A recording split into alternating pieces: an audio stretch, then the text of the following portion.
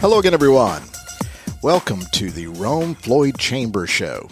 We are broadcasting from the Hardy Realty Studios in downtown Rome on beautiful Broad Street on a gorgeous day. I am Roger Manus with Rome Business Radio.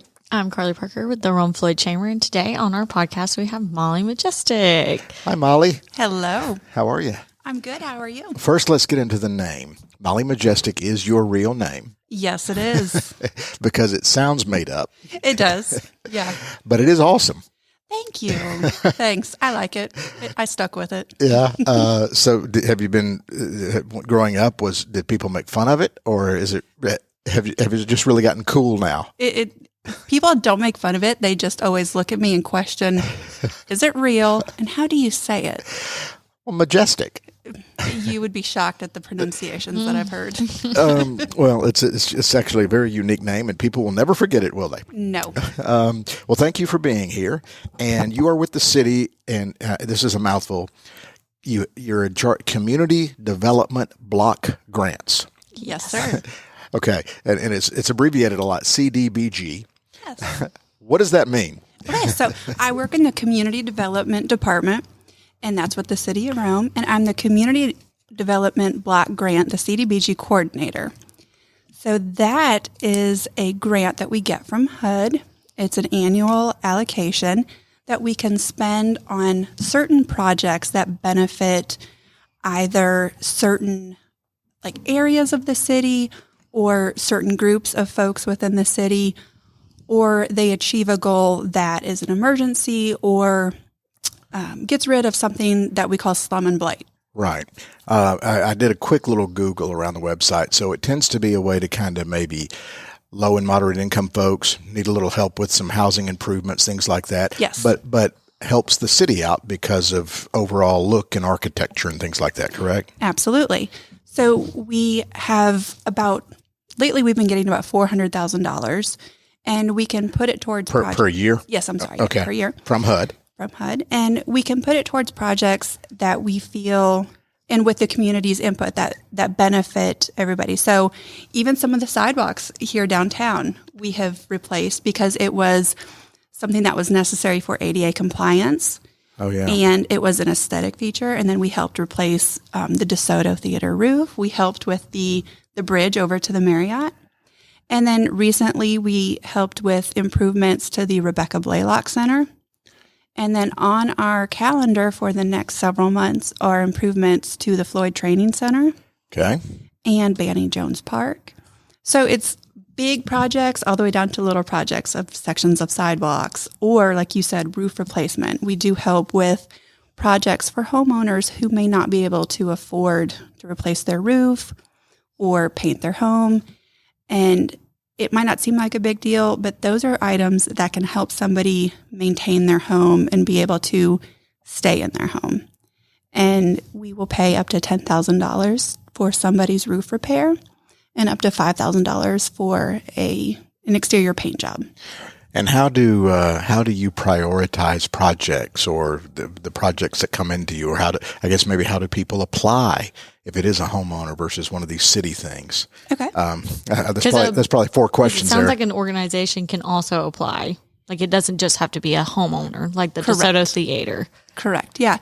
So there's what's called kind of a citizen participation process, and when we get money, we have to put some ideas out there to the city and to the public and say, hey, what do you think about this? It's not just me in my office saying, hey, I got this money. Here's what I think we should spend it on. It's how do you think this will benefit you? That would be really cool, though, wouldn't it? How do you think this will benefit you as a citizen? And typically it's the homeowner rehab projects. And then it's some bigger things like the Banny Jones Park and the training center. So yes, larger agencies or nonprofits or projects can be either nominated or apply for it. And then we do like to keep the homeowner rehabilitation program open because it is something that is beneficial to everybody on an individual basis as long as they live in the city and are eligible. I was about to ask that. Only for the city, right? And it's only for like, but the city expands. It's not just downtown. I feel like people get that confused too. It's not just downtown. It's not. No, you have to live within the city limits. Yeah, okay. And there are some income eligibility requirements. And you can call our office and get some specifics on. You have to be up to date on mortgage, property taxes. You have to be the homeowner. You can't just own it and then rent it out. Mm-hmm. We aren't going to pay for you to have tenants. Update your rental. But it's a great program. We have done 15 in the last year, and we have allocated money over the next while to do more. Wow. So if you've done 15 in the last year, y'all make these dollars stretch. We stretch every bit we can. Yeah, this program's been around for quite some time, almost 20 years. Okay, yeah, I was going to ask that too. People just don't realize that it's here. We are down in the Carnegie Building, and we do a lot. We have a lot of money that we spend every year, and people just don't realize it. My supervisor is Becky Fox, and she has done this job for 20 plus years. She's been with the city 30 years, and she is a powerhouse. She can just sit in that office and think of projects, think of ways to stretch these dollars and how it can impact different areas and help different people. The whole South Rome Early Learning Center and the apartments, a lot of that started with community development, with that office and the CDBG dollars and some other funding. Well, it is good to know that the dollars are being very, very put to good use, Absolutely. But also monitored and stretched. Yes. Yeah. We have citizens that keep us in line. We've got city managers and government and officials. But then we also have HUD. Right, of course. Yeah. So, what is HUD for people that don't know? It is the Department of Housing and Urban Development.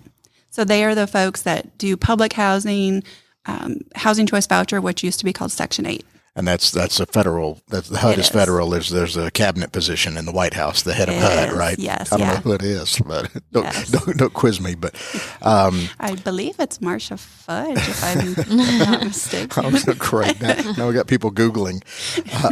So you had touched on this earlier, but how do you prioritize? You've got all of these. You've got whether it's an entity and an individual, and you've got all these requests coming in. How do you prioritize?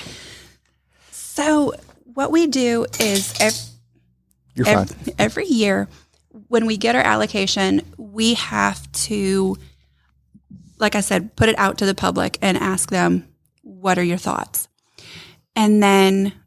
And does this start in January? Does it start in, what's the next one, July? Like what? She's got a look on her face like, I don't know exactly when the money comes in, but typical funding, like we operate on a weird funding cycle from everybody else, and I know I should know that. No, that's just that's totally fine. I just didn't know if it was like we get our funding January 1st. If you don't get your applications in by December 31st, don't even bother until next year. No, it's not quite like that. We'll get ours, like we get notified like mid-spring. Okay. And then our allocation comes to us like by July.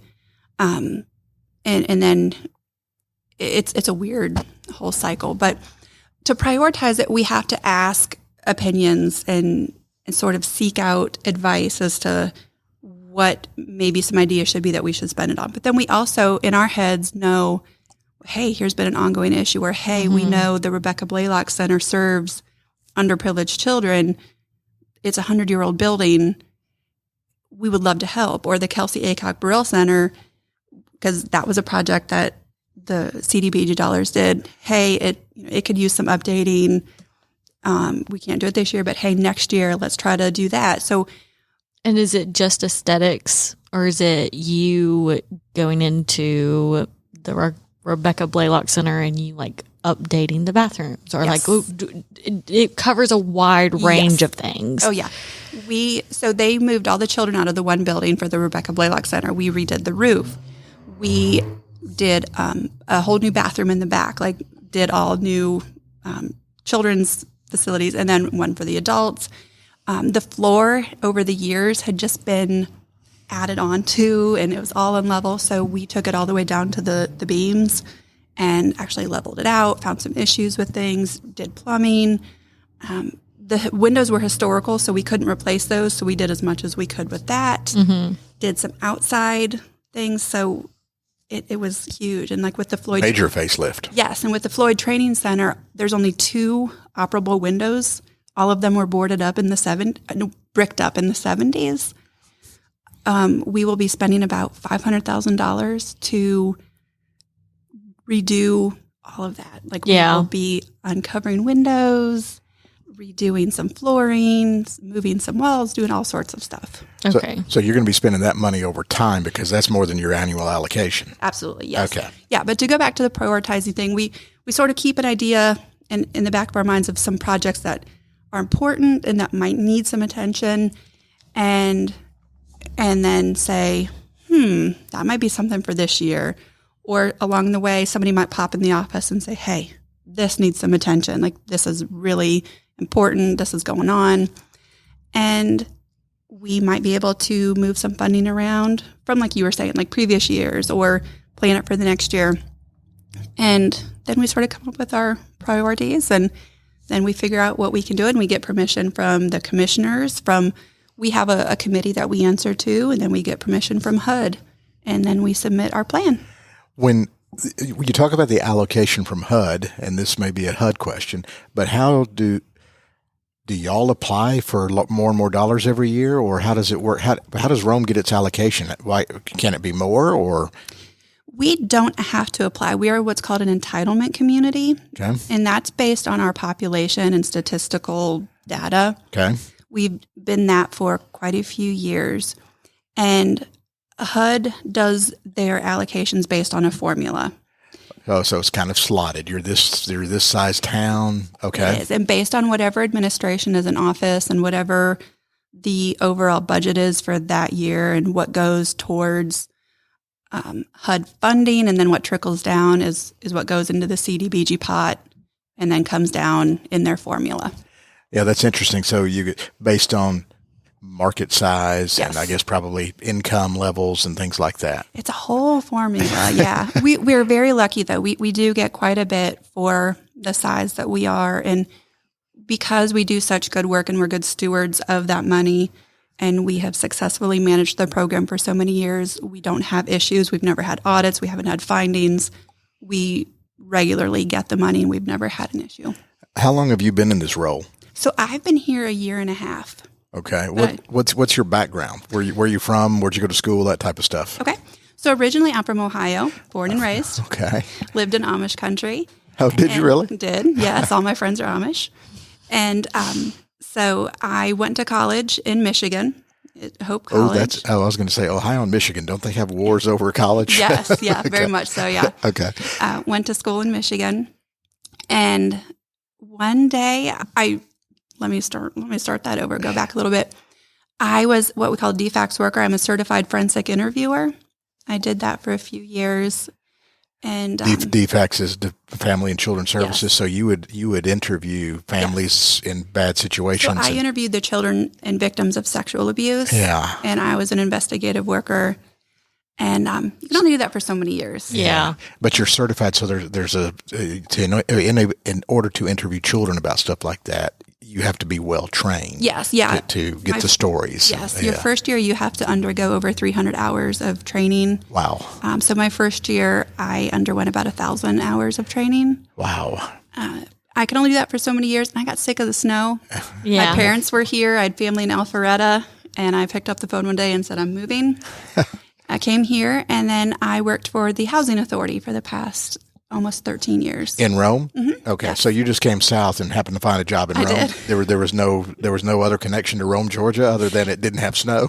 Well, my parents lived here. Well, okay, I thought they said the Alpharetta. Well, I'm sorry. My aunt and uncle and cousins lived in Alpharetta, and my parents lived here. Oh, I got you. Okay. Sorry. And so, yeah, I just came here, and I was like, it'll work out. And it did, and worked at the Housing Authority for almost 13 years, a little shy of 13 years, and then hopped on over to the city. So you've probably seen snow here, 5 times since then? Yes. Yes. When you saw it day after day after day, and yeah, it's it's so funny now. I've grown accustomed to 60 degrees and throw a coat on here. And there it's like you have to go about your life. The wind chill's what gets you, though. And it was just painful of having to go out. And the day I decided to move, I had a little white dog, and he jumped into a snow pile, and I couldn't find him. I looked across the parking lot, and the bank sign said -11. And I picked my cell phone up, and I was like, "Yeah, I'm done here. I'm moving." So that was it. Oh, maybe the bank wasn't the temperature; it was the stock market. You know, the stock market's down 11 points or something. But no. Could have been. So, what attracted you to this job that made you leave the one you had before? What made you want to do this? So I love working with at-risk populations. I love working with community, and I had gotten to know Becky through the Choice Neighborhood Grant. That was something that the City of Rome and the Housing Authority got in 2019. It was $1 million planning grant I think it was about $2 million planning grant to help revitalize the East Rome area. Mm-hmm. And we really worked with the community to come up with a transformation plan and an idea of how to really engage the community and figure out, from a business standpoint, educational standpoint, everything, just how to really start to move that area in a different direction. And I really sort of started to fall in love with the community development part of it, of how it was, let's serve the community as a whole, not just the housing authority part of let's serve individuals, like let's serve the community as a whole. So it just worked out perfectly at the time that all of that was going on. A job came open, and messaged Becky, and the rest is history. Oh, well, it's interesting, kind of, because I would imagine some of the chamber satisfaction is being so immersed in the community, in your job as well, kind of connecting with everybody, and yours as well. Do y'all cross paths a lot? The kind of, sort of, maybe some? Well, see, I've only been here for a year, so maybe in the past they have. I'm not really sure on that. Yeah. But I mean, the point of the chamber is, quality of life, economic prosperity in our community. So I'm sure, if that, what Molly has been doing affects us as well. So sure. As long as they're doing a great job, which they are, we're not going to, try to fight them on trying to improve the community. Well, and there is the potential for partnering. Like I'd written a program to do some minority business grants, and our HUD funding does allow us to try to promote entrepreneurship. So if somebody were to work with the chamber in the small business development, we were wanting to give them up to $10,000 to improve their chances. And some other priorities, like you were talking about, have kind of pushed that to the side, but it is written, and hopefully at some point we do have the funding and the time that we can allot for that. But that would be something that down the road we would like to partner with the chamber, and there's other opportunities to do that. And I think our goals are all the same, of improving the quality of life for Romans. Well, and I would imagine, some of the projects are probably, that's just something that needs to be done. But when you see something like when you're dealing with a family in a house, and I would imagine there's some personal satisfaction in seeing that happen. It's different to say, we repaved this and it was needed, but when you see an impact on a real family. Yes. So what's that like? Yeah, it's really neat to be able to see something from start to finish. Like I would say the Rebecca Blaylock was probably one of the first projects that I got to be a part of, and to go in and see it in its state that it was in, and kind of realize this is why this was needed.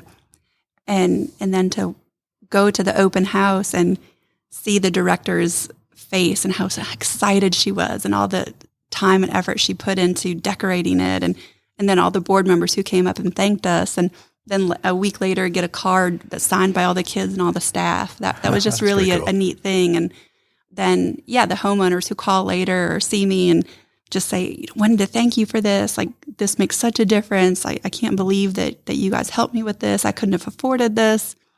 And it's really neat to be able to do that stuff on a regular basis, not just a whim. It's a consistent type thing. A whole lot of before and after pictures. Yes. Yeah. And huge differences. And when we say we're replacing roofs, we are talking about folks who are using tarps and buckets to catch things. And some of the repairs are costing almost $20,000. And, and it's bad. And that those could make somebody have to move out. And where would they go? How do people apply? All right. So they can either stop in our office, which is over at the Carnegie Building at 607 Broad Street. When I was a kid, that was the library. I know. That's what everybody says. I'm the old guy at the table. We'd go to the Carnegie Library. Well, and it's neat. My office has some of the bookshelves. And so when they redid it, there's still some of the old things that they kept. But now it's the Carnegie Building. Okay, go ahead. Or if folks don't have a way to get to us, you can call us and we can mail out a packet. There's an application process. We will need some forms, and then we'll have to determine eligibility. And then we would do some paperwork on our part and then meet with the homeowner. And then if everything goes correctly, then we would put it out for bid and then hopefully do the project that they need. Is there, can people do anything online, or is it best just to call or get the packet in the mail to get that information? There's nothing they can do online. It's just hard copy forms. Yeah. Well, then, that whatever works, but the best way to get the information in their hands, and then they apply, and then do your due diligence because they have to qualify, and there's hoops to jump through a little bit. Yes, yeah. We try to make it as painless for them as possible, but there is a little bit of a process. Okay. And then for organizations, is the form different? It is. Do they go in front of a committee like the DeSoto Theater, like what you were saying? So I would say we don't necessarily advertise that we're out to... Well, you do right now. You're on a podcast. Right. To fund... or just to clarify maybe. Yeah. To fund big projects. It's more of like, hey, a nonprofit got, wind of an opportunity that we would have, and they would approach us, and might be that they have a conversation with Becky or just give our office a call, and then we would just go from there. Okay. So if you are an organization, and this means a business owner as well, I guess, right? Well, it would be a nonprofit. Okay, so it has to be a nonprofit. Yeah. Okay. Okay. And then this way they can just have a conversation with you and kind of see what their opportunities are. Yes. But most of the time it is for homeowners. Yes. Okay. Yes. All right. Kind of any final thoughts here or contact information other than being in the Carnegie Building, an email or a phone number people can reach out? Yeah. Is there anything else that we need to talk about with community development block grants that we have not covered just in case? I think we really covered it in a nutshell. That was very quick. Okay. A lot to talk about. Just want to make sure you got everything in you needed to get mentioned. Yeah. I think our history of projects is really remarkable. And I think what's on our calendar and what we're going to be doing is really, really exciting. We're going to be transforming a lot of lives in a lot of areas. So I'm excited to see what the future holds for us. Okay. Contact information or just come to the Carnegie Building. Yeah, you can come to the Carnegie Building or you can call us at 706-234-4447. Let me tell you, if someone put me on the spot about the phone number, that is so hard for me. I don't know why that is. That is so difficult. No. Okay, you're gonna have to edit. You're gonna have to edit this. No, I'm not. Go ahead. Just go. Yes, you are. 706-236-4477. There we go. Or they can just look up, City of Rome. Yeah, so you can go on the City of Rome website, and our department is community development. There we go. Carly, any final thoughts from the chamber? Anything going on? You guys want to? Well, y'all are always busy. Yes, you can always look at our calendar at romega.com, and we have Elevate going on. So if you have any questions about that will go until November, first week of November. So if you have any questions, you can always contact us. My email is kparker@romega.com. All right. Thank you, Carly. Thank you, Molly Majestic. Thank you, guys. I appreciate it. With the Majestic name, Molly Majestic. Ought to be in lights over the DeSoto Theater. I approve of that. I like that. Thank you so much. Thank you. You've been listening to the Rome Floyd Chamber Show here on Rome Business Radio. We broadcast from the Hardy Realty Studios on Broad Street in beautiful downtown Rome, Georgia. Thank you so much for listening.